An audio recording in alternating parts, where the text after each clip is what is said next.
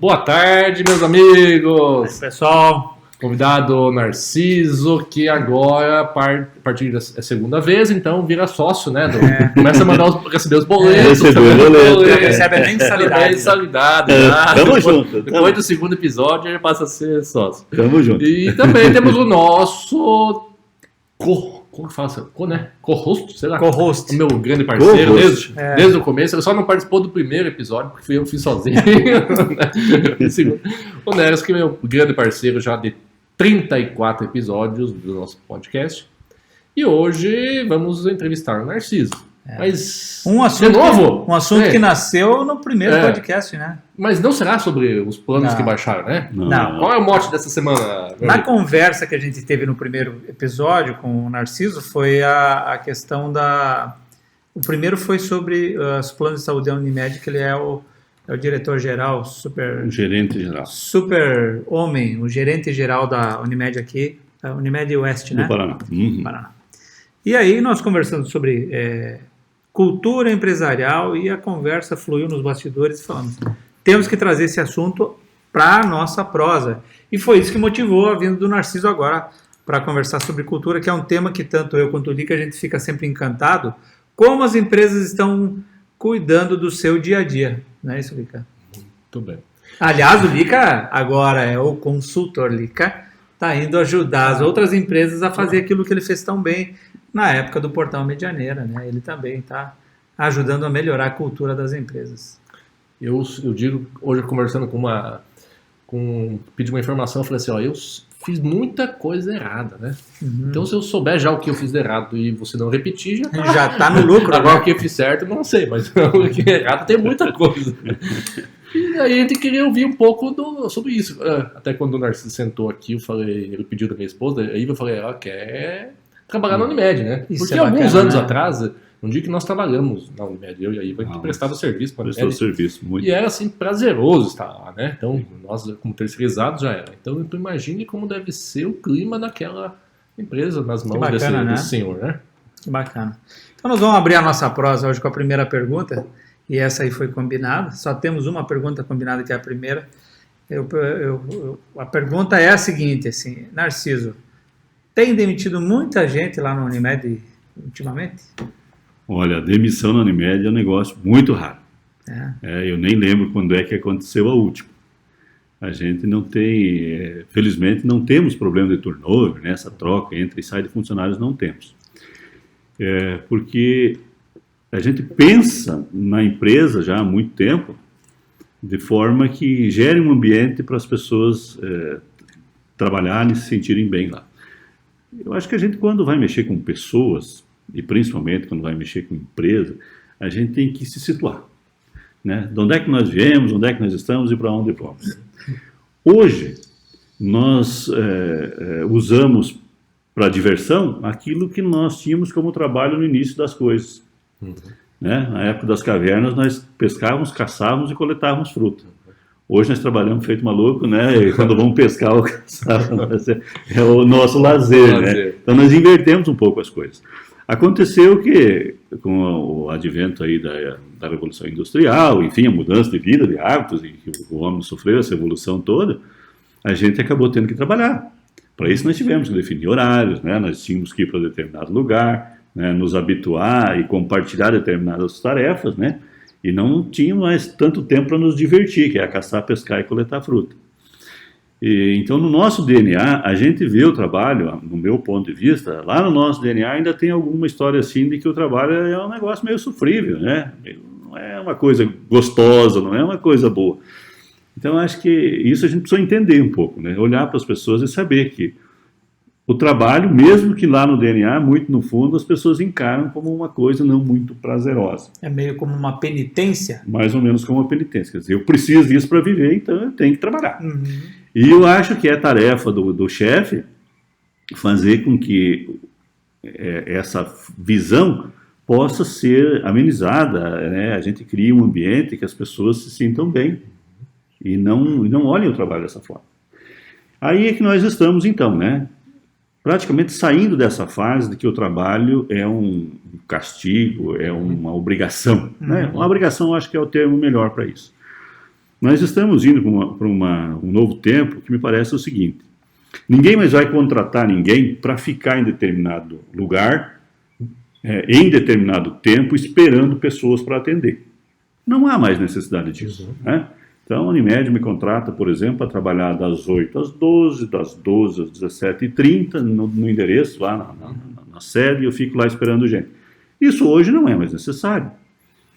Eu vejo que no futuro a Unimed vai contratar um gerente para atuar como gerente. Quando é que eu vou exercer a minha função de gerente? Quando for necessário, de manhã, de tarde ou de noite, da onde quer que eu esteja. Posso fazer isso por WhatsApp, posso fazer isso por uma videoconferência, posso fazer de N formas.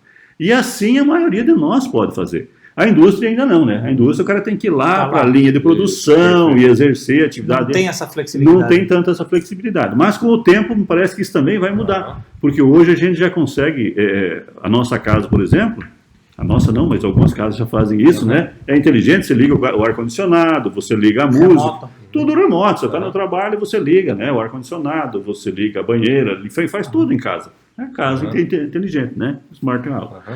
Então, é possível que no trabalho nós chegamos a isso também. Né? Nós estamos caminhando para isso. E essa evolução a gente precisa ver. Então, demite alguém? Não.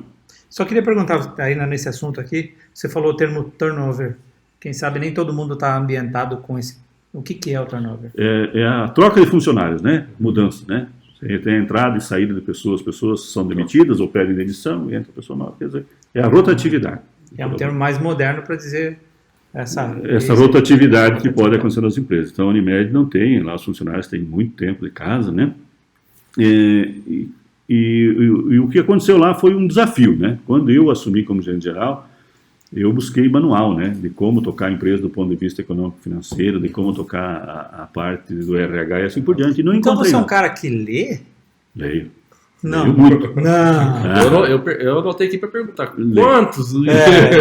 Mas então você é um cara que é aquele tipo teórico que fica lendo as coisas? Sim. Como é que... E daí? Dá certo? Dá certo. Não, eu leio todo ano pelo menos uns 50, 100 livros, né? Não é tanto, mas quem lê muito diz que lê muito mais que isso, né? 50 por ano?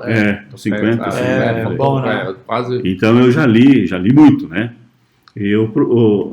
A questão não é só você ler. Você tem que captar a ideia que está por trás disso, né? Ver o assunto, a ideia do ponto de vista do autor. E outra coisa, não é só captar essa ideia do ponto de vista do autor e aplicar conforme está escrito.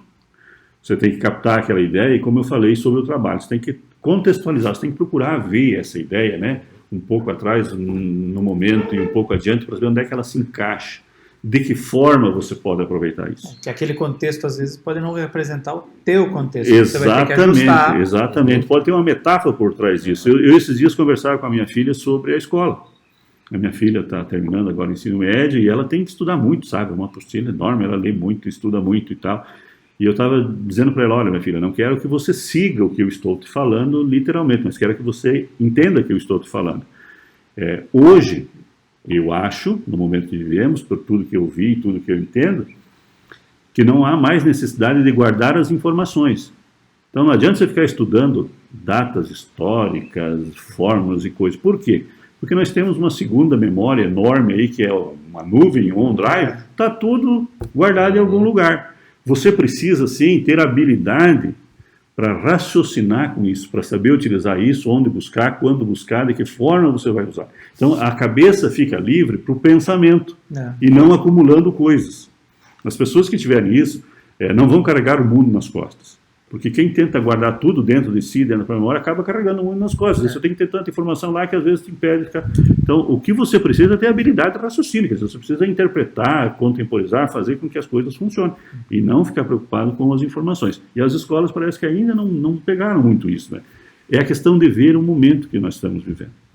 Bom, voltando para a empresa então, quando eu cheguei eu percebi que... Que ano foi isso? Isso foi em 2002, 2003, por aí. Faz pouco dia, foi esses dias, exatamente, pouco tempo. As pessoas, primeiro, elas não confiavam muito umas nas outras, né? E a gente tinha que gerar um ambiente mais propício. E eu percebi que a base de tudo deveria ser a segurança e a corresponsabilidade. se as pessoas se sentissem seguras naquele ambiente, quer dizer, eu não vou ser demitido a troco de nada, eu não vou ser maltratado, né, eu vou ter apoio, as pessoas vão me ajudar a fazer o que eu preciso fazer, né, vão colaborar comigo. E isso já gera um ambiente para as pessoas serem ousadas, criativas, atenderem bem. Não é possível que alguém atenda bem um cliente, ou um colega de trabalho, ou o próprio chefe, se ele foi destratado, se a pessoa está estressada, se a pessoa está triste. Isso é incompatível. Então você precisa ter uma pessoa segura para que ela possa fazer isso. Né? Do ponto de vista de segurança é muito importante. Outra coisa, a corresponsabilidade. A corresponsabilidade por quê? Porque se a empresa der certo ou der errado, eu sou também responsável. É importante a pessoa sentir isso. Então, se você conseguir gerar um clima parecido com isso, de segurança e corresponsabilidade na empresa, você já começa de um patamar bem elevado, você já começa bem. A partir daí as coisas ficam fáceis, né? Para traduzir tudo o que eu precisava, eu elaborei 4 princípios. Né? Um por todos e todos por todos. É quase que o D'Artagnan falou, né? Que era um por todos e todos por um. O que significa um por todos e todos por todos? Esses quatro princípios são Narciso. São Narciso, eles não têm lugar nenhum. Outra coisa, né? Então, se você quer mexer com RH, quer mexer com gente em qualquer lugar, a primeira coisa que você tem que ter é coragem. Porque você vai ter que pegar, como eu falei, você pode ler muito, ter muita informação, mas você vai ter que correr riscos.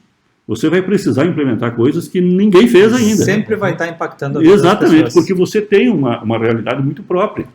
Não tem um manual que eu procurei várias vezes encontrar e não encontrei. Quer dizer, eu precisei pegar o que eu tinha, traduzir fazer isso, fazer um compilado disso e daí sair fazendo. Senão não tinha. Porque as próprias pessoas são diferentes, a equipe, então não tem uma regra. Exatamente. Né? Aí o primeiro princípio foi esse, quer dizer, um por todos e todos por todos. O que isso queria dizer? Que qualquer pessoa na empresa que estivesse percebendo alguém não fazendo algo que deveria, ou fazendo da forma que não deveria, enfim, deveria alertar. E o alertado tinha a obrigação de não se ofender. Sabe? Porque eu queria que a pessoa entrasse na empresa e já se sentisse segura. Quer dizer, eu vou fazer meu trabalho, mas se eu tiver alguma dificuldade, quem está do meu lado já vai me ajudar. Eu vou poder participar. Segundo, todo ato e todo fato tem consequências. É uma coisa muito simples, né? Mas aconteceu um fato. Alguém não foi atendido porque esqueceu de mandar o boleto, porque aconteceu qualquer problema, esse é o fato. Isso tem consequências. Quais consequências? E onde é que eu entro nisso? O que eu preciso fazer? Preciso avisar? Preciso tomar alguma medida, alguma ação? O que eu preciso fazer? Terceiro, a tarefa termina quando você guarda as ferramentas. Então você começou a fazer alguma coisa, você tem que tirar, inclusive, os papéis que estão sobre a mesa que você usou para fazer aquilo. Você tem que levar para o armário adequado, você tem que desligar o computador, enfim, você tem que conferir se de fato, né, fazer lá, se os documentos foram recebidos, foram assinados, para ter certeza que se guarda as ferramentas, termina as tarefas, senão não terminou. Né? E, por fim, a competência do subordinado é proporcional à competência do chefe. Isso é bíblico, o chefe não veio para ser servido, veio para servir. Então é muito importante que o colaborador tenha no chefe aquele apoio que ele precisa. Mas ele sabe que ele vai fazer a função dele, a tarefa dele, a missão dele, mas se ele tiver qualquer dificuldade, ele tem a quem recorrer. Quer dizer, eu posso pedir ajuda para alguém. Quem é esse alguém? É o meu chefe. Chefe sabe tudo? Não. Mas, feliz ou infelizmente, o chefe é aquele que tem que dar jeito, né? Chega no chefinho, vai para o chefe médio, até o chefão, quer dizer, um chefe vai ter que resolver, né? O colaborador pode entregar um atestado e ir para casa ficar tranquilo, o chefe não pode, por quê? Porque é a missão dele tocar o negócio, então não tem jeito.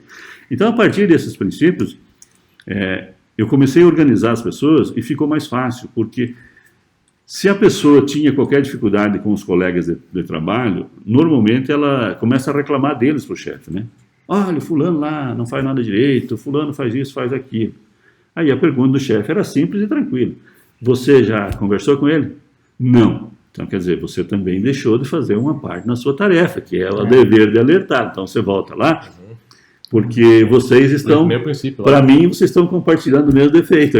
Você está junto nessa história aí. Né?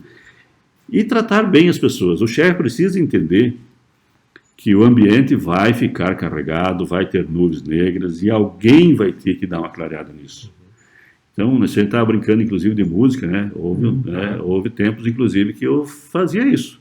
Né? Sexta-feira, o dia que estava assim, punha uma caixa de som, ligava o meu laptop, põe o som lá e tocava uma aliviada no ambiente. Isso, é importante fazer isso. O trabalho feito com prazer, ele rende muito mais, ele é mais criativo, mais produtivo e gera melhor resultado. Porque isso repercute para os clientes, repercute para o produto que você está fazendo. Né? Cultura empresarial, já que nós estamos chegando nisso, cultura organizacional, é muito o jeitão do chefe ou do dono. O colaborador tende a copiar o dono ou o chefe. Por quê? Porque ele depende de ser aceito por essa pessoa para continuar no emprego. Ou para subir de carreira, para conseguir alguma coisa a mais. Então, veja, eu preciso copiar esse cara. Então, se o cara é truculento, se o cara acha que o cliente só dá problema, só atrapalha a vida dele, que tem empresa que é assim, não sei se percebeu, mas o cliente é que é o problema de tudo lá. Sim. Isso, se o chefe pensa assim, isso repercute, isso vira cultura. Se o chefe faz diferente, isso também repercute e vira cultura, né? Então é preciso tomar cuidado com isso. Outra coisa, as pessoas não têm que entrar e permanecer a vida inteira numa empresa. Né? Eu já tive situações onde algum colega ou conhecido meu ligou para mim e falou: Narciso, é o seguinte, tem um colaborador meu que está indo aí fazer entrevista, que vocês têm uma vaga de emprego aí, por favor, não aceite, descarte esse cara. Porque eu preciso dele, sem ele aqui eu não contrato porque eu preciso. Não contrato porque é meu braço direito. Eu até entendo essa situação, mas veja, no plano de cargos e salários que eu criei, a gente começa dizendo que nós não retemos talento. Então a cooperativa não retém talento. Isso aqui, quem sabe essa foi uma das frases, junto com os 4 princípios, que chamaram muito a nossa atenção na conversa de bastidor. A Unimed, na sua carta de cargos e salários, está escrito e assinado. Escrito e assinado que ela não se preocupa em reter talentos. Exatamente. Explica isso dentro do... Pelo amor de Deus, vai dar um corte, como é que vai eu botar, vai ser parte não retém talentos. Por isso que eu falei que o cara tem que ter coragem, né? Porque você tem que fazer coisas, às vezes, contrário a toda a doutrina que existe, porque é uma situação específica. Isso é importante, você olhar para a situação que você tem diante de si e ter coragem de tomar a atitude que tem que ser tomada. Mas olha o paradoxo que nasce aqui, Lica. Eles não querem reter talento e no início da conversa, uma das primeiras informações que nós trouxemos para vocês aqui turnover baixo. A transição de gente é muito baixa. Quer dizer, e aí? Como é que se explica isso? É simples, né? É foco nas pessoas. É sim, foco nas pessoas. A gente precisa entender que nós temos ambições, né? Todas as pessoas têm ambição. Você quer ser alguma coisa, você tem um sonho e assim por diante. E sempre que você estiver percebendo que você está na direção desse sonho, você se dedica, você trabalha com mais afinco. Né? É aí que está o processo do negócio, né? Então, a gente tem que aproveitar o melhor tempo das pessoas. Peixe grande em aquário pequeno vai gerar um problema. Então, uma empresa pequena, como a maioria das empresas que nós temos aqui, como é o caso da nossa, 130 colaboradores, 100 colaboradores, não há espaço para crescimento, né? Claro, você pode viver bem durante um tempo, mas se você tem ambições maiores, você tem que buscar isso em outro lugar. Sim. Então, o que nós fazemos é justamente isso, é incentivar as pessoas a buscarem os seus objetivos. Nós vamos gerar o melhor ambiente de trabalho para que ela fique o período que ela precisar na empresa, mas durante esse período ela vai dar o melhor dela também. E isso não, se você tiver pessoas entrando e saindo nessas condições, não vai haver problema. Eu deveria ter anotado o nome, tem um autor que inclusive eu cito ele no plano de carga e salário, que eu esqueci o nome dele agora, mas ele diz que você deve, em resumo, né, você deve preparar os teus colaboradores para que eles vão embora, para eles irem embora, para eles saírem, mas deve tratá-los de forma para que eles queiram ficar. Aí que é mais ou menos isso que traduz essa frase. Posso até passar para você. Tá? Então, o que nós fazemos é isso. A gente não retém talento, mas a gente dá condições para a pessoa e ajuda ela para que ela consiga o sonho dela. Crescimento técnico e pessoal e assim por diante. Então, isso faz com que a pessoa se sinta bem E ela sabe que ela está buscando, que ela está conseguindo, que ela está avançando nesse caminho de conseguir o objetivo dela, mesmo que não seja passar a vida inteira na Unimed.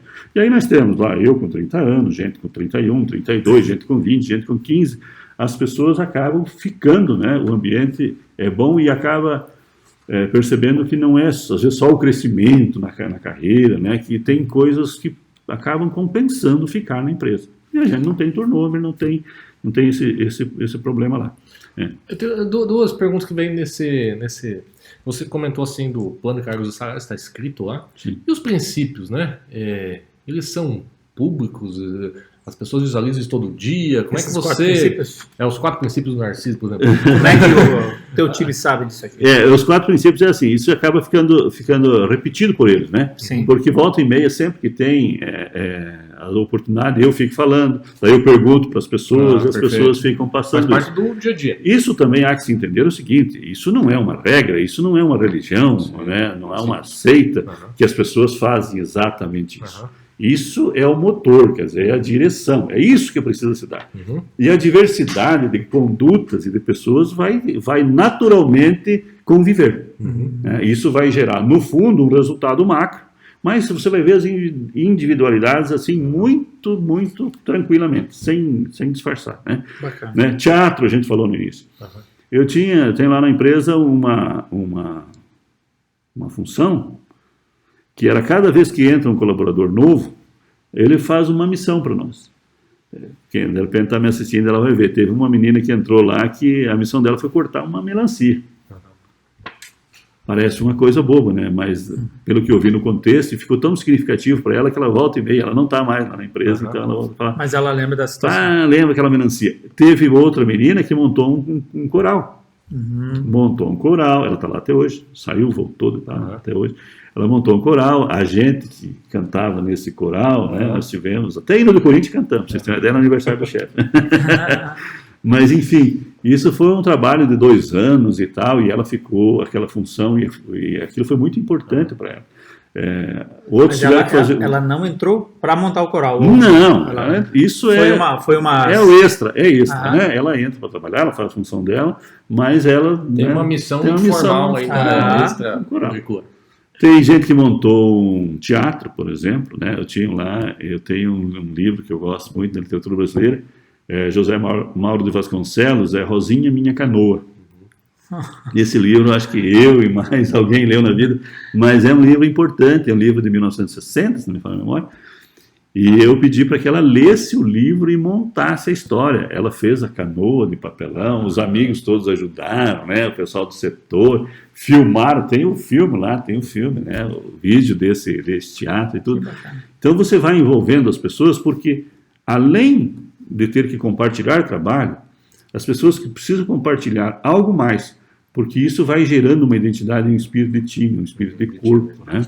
E como eu falei, uma coisa que é importante é que o chefe veio para servir, não para ser servido. Isso dá muita tranquilidade para a equipe. Né? Você não pode sair xingando, sair agredindo, que isso atrapalha em muito. É o que eu disse, se você ter que destratar alguém, chamar a atenção de forma muito ríspida, né? Essa pessoa vai passar horas sem desempenhar o trabalho dela. Na tua frase do exemplo, né, liderar pelo exemplo, né? Um chefe que é nutritivo nas suas ações, que é uma pessoa, por exemplo, assim, tem uma ligação e o chefe está ali do lado, fala que eu não estou, né? Ele está mentindo e as pessoas começam a entender que a mentira é um negócio aceitável. Um chefe, um líder que destrata a equipe, destrata cliente, começa a criar o exemplo a partir dele, né? Sim. E é bem isso aí quando o chefe ele se propõe a fazer algo para transformar a vida das pessoas positivamente, isso também acontece. E é muito comum a gente, no meu caso, por exemplo, eu fico de olho em algumas empresas aqui em Medianeira, isso aqui tem sido uma aula, eu acredito, para ti também, né? Perfeitamente. No sentido de ver que muitas situações podem ser mais fáceis. E a gente não está falando de fazer teatro, não está falando de fazer música de nada. Sim. É só de prestar um pouco mais de atenção nas pessoas e como elas podem entregar o melhor delas. Né? Esse é a busca que a empresa deve ter. é que a empresa, que a pessoa permaneça na empresa, né, e tenha o melhor ambiente para se desenvolver durante o período que ela vai ficar na empresa, né? Ela vai dar o melhor. Ela pode sair e ter ambições. E aí, veja, quando eu disse que ela pode sair, quando você tem uma pessoa que passou pela tua empresa e gostou muito daquele período, que ela se sentiu muito bem lá, para ela foi muito produtivo aquilo, para ela gerou um bom resultado enquanto pessoa, você tem um monte de agentes que estão fora da empresa trabalhando para ela. Então, os ex-colaboradores, eles são pessoas muito gratas à empresa. Essas pessoas ajudam de uma forma que você não imagina, sabe? Então, você precisa de um contato, você precisa de uma ajuda, de qualquer coisa, você precisa, e pessoas que vão defender a empresa lá fora, principalmente. Vão ser depoimentos que vão formando uma imagem, né? Eu não sei se foi durante ou antes que a gente conversou que muitas pessoas querem trabalhar na Unimed, né? Porque há uma imagem, isso forma uma imagem. E as pessoas acham que lá não precisa trabalhar, é só se divertir. Na verdade, você trabalha muito. E você trabalha muito. Mas a minha vida, os 30 anos foram dedicados a fazer as pessoas se divertirem lá dentro, né? Eu, por entender isso, que o trabalho, de repente, não é para nós um lazer, eu tento o tempo inteiro transformar o trabalho em lazer. Porque eu acho que se o trabalho for lazer, a gente produz muito mais, dá muito menos trabalho, muito menos problema, muito menos intriga, as pessoas não ficam entre elas brigando, né? A coisa flui assim com uma leveza fantástica. Tem aquela coisa da sexta-feira e do domingo à noite, né? Que sexta-feira o povo coloca lá, sextou, né? No sentido de, geralmente é entendido como o sentido de que, tô me liberando. Um alívio, um alívio. Tô me liberando do meu compromisso, né?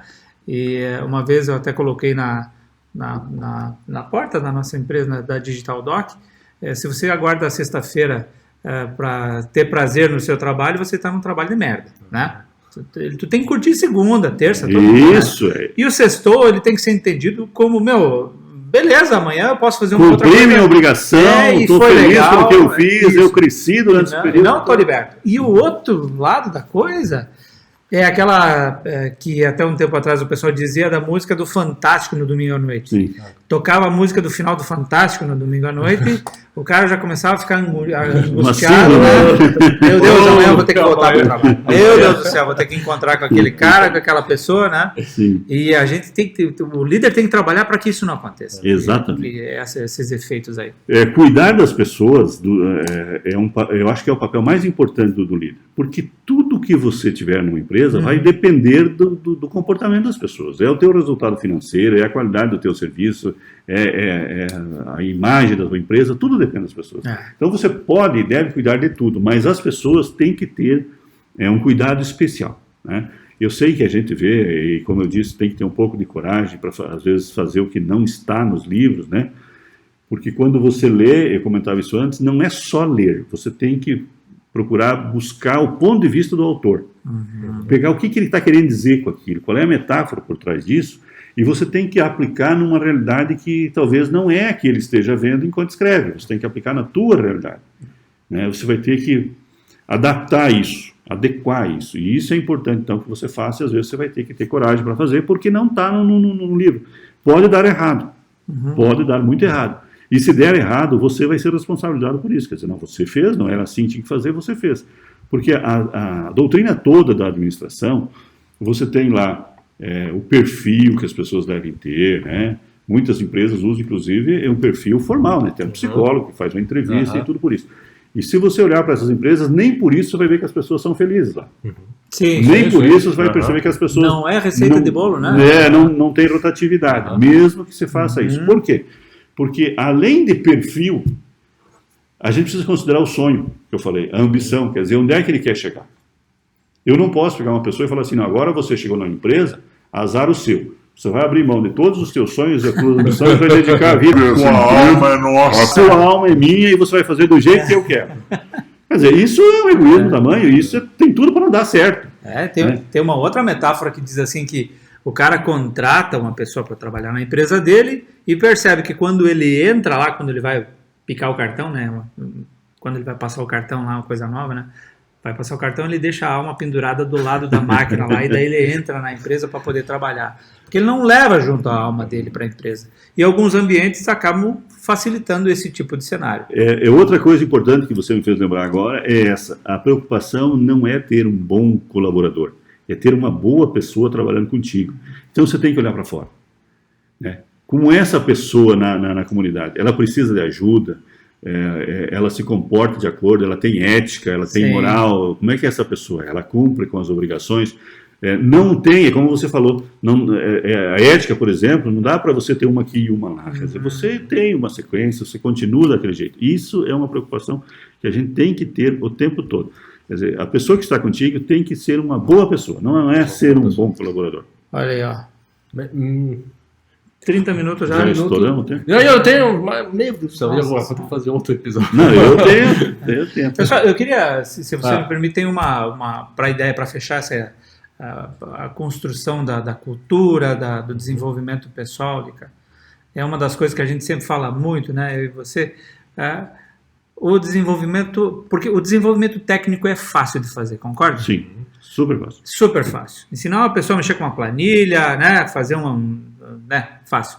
E o desenvolvimento comportamental? Como é que você consegue desenvolver a pessoa no lado comportamental? Que às vezes ela é uma pessoa mais agressiva. Sim. E nem percebe. E às vezes a atividade dela precisa que seja um pouquinho mais tranquila. Sim. Como você desenvolve as pessoas nesse sentido aí? É mais fácil do que desenvolver a habilidade de mexer com a planilha. O que a gente precisa entender que no rio não se rema contra a corrente. Então você precisa visualizar, enxergar nessa pessoa o que ela busca, por que ela é daquele jeito. E a partir daí, você passar a ser assertivo. Não adianta você contrariar, falar, você não pode fazer isso. Você tem que dizer, você não deve fazer isso por aquilo. Entendi. Isso vai gerar tal resultado. Então, se você manter esse teu comportamento, isso não vai dar certo. Não vai ajudar. Então, você precisa se comportar de uma outra maneira. É extremamente fácil, nada difícil. Né? Não só dizer que não pode fazer, mas por que fazer aquilo vai dar que vem, veja, qual resultado vai dar. Né? Uma coisa que eu sempre procurei fazer, que o chefe, eu acho que é a chave de ouro do negócio, é assim. O treinamento é na hora e em loco, sabe? Você não adianta você chamar as pessoas, levar para uma sala, dar um curso bacana, cheio de desenho e filme e vídeo, porque isso, sabe, às vezes você fica dissociado do dia a dia. Então você precisa pegar na hora que a coisa está acontecendo e ensinar na hora que as coisas estão acontecendo. Isso nunca mais vai ser esquecido, vai ser produtivo e vai corrigir um erro que depois teria que ser corrigido da mesma forma. Então isso é muito importante, fazer na hora que está acontecendo, né? Para não ter que fazer depois. O que mais?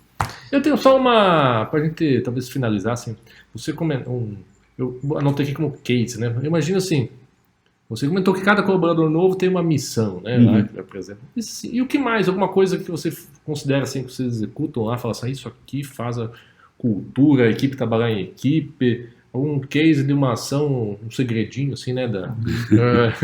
Isso aqui é o que mais deu resultado de engajamento, alguma coisa assim que talvez isso a gente consiga, quem estiver nos ouvindo, possa pesquisar e replicar, né?